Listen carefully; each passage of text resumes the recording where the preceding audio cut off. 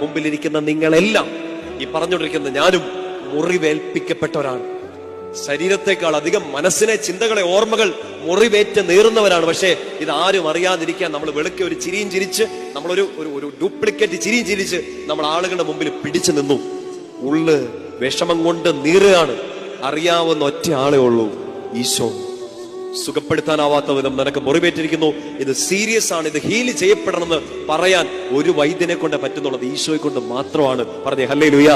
ഏശയ്യാ 53:4-5 വാക്യങ്ങൾ തന്നെയുള്ള മരുന്ന് കിടപ്പുണ്ട്. അവന്റെ മുറിവിനാൽ, അവനേൽപ്പിക്കപ്പെട്ട ക്ഷതങ്ങളാൽ, അവൻ ചിന്തിയ വേദന, രക്തത്താൽ അവൻ ഏൽക്കേണ്ടി വന്ന വേദനകളാൽ നീ സൗഖ്യമുള്ളവനാകും. പറഞ്ഞേ ഹല്ലേലൂയ. ഒറ്റ വഴിയേ ഉള്ളൂ, ദ ബ്ലഡ് ഓഫ് ക്രൈസ്റ്റ്.